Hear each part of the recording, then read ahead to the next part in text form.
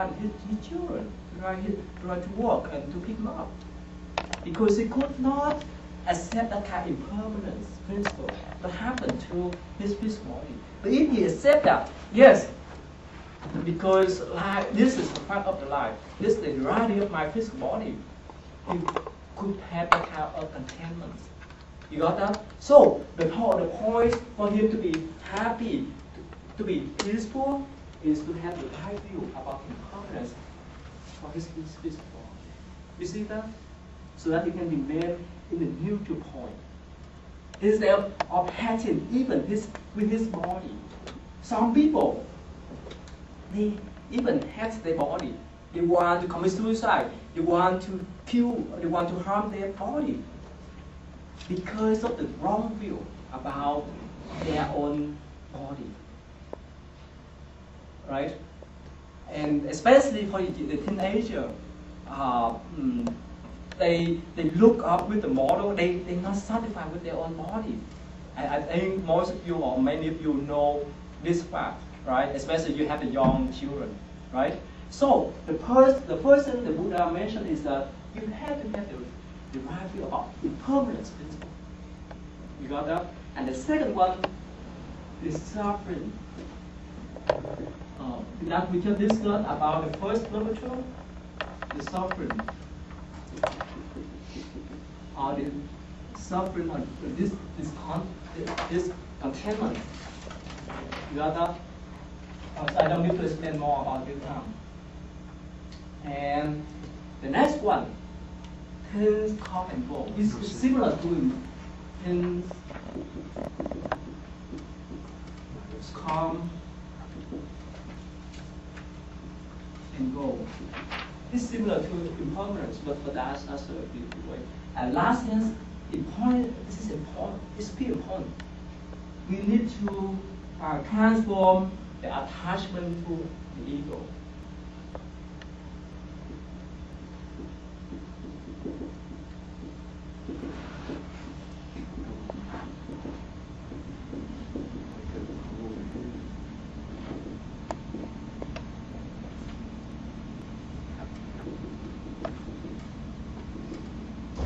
Okay, when we talk about ego, this is some sort of attachment, some sort of something that we want to get everything for ourselves.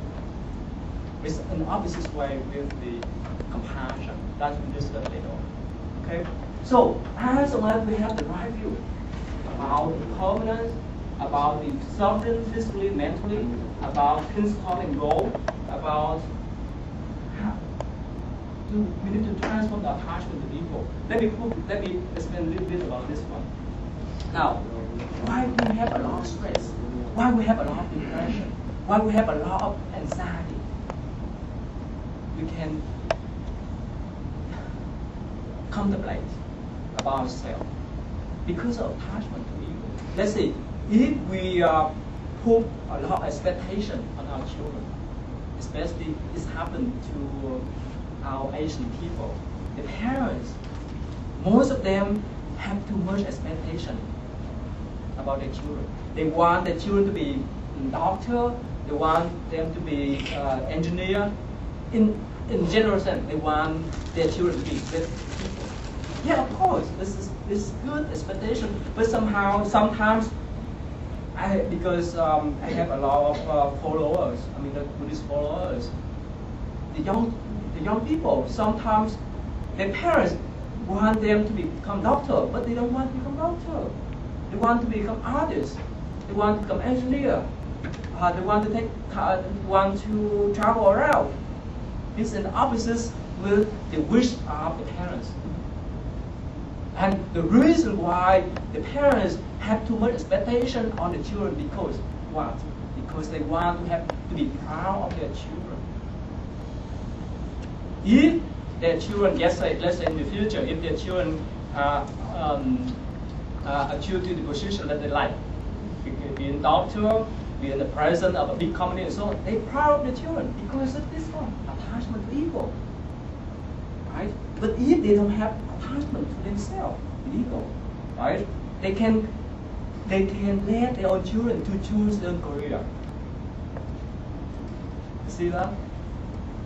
We be free of ourselves, and and our children will be free instead of fighting with each other, instead of creating suffering with each other, instead of creating the stress, the problems, the conflict, of confrontation, and so on with each other.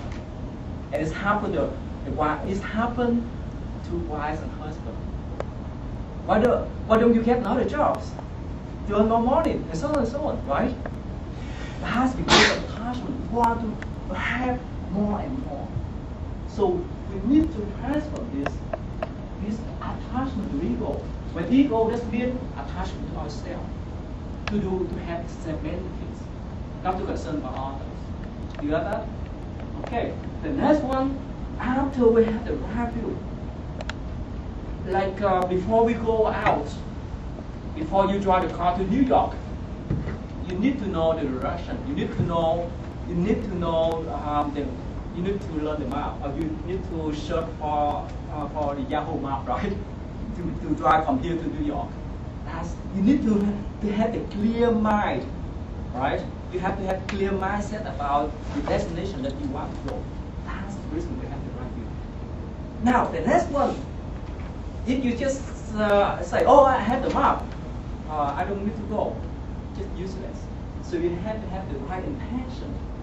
Right intention here. You can see.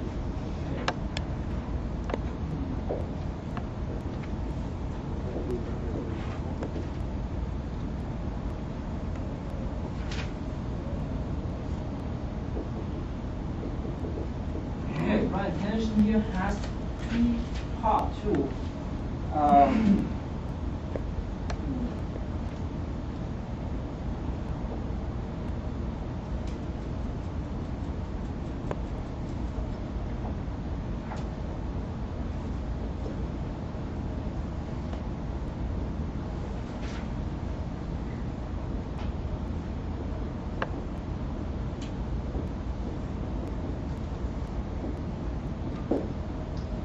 First one, put down the attachment of the self, ego, or self-benefit.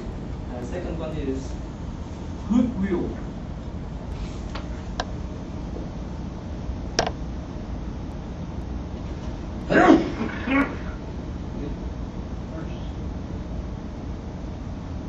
First one is harmlessness.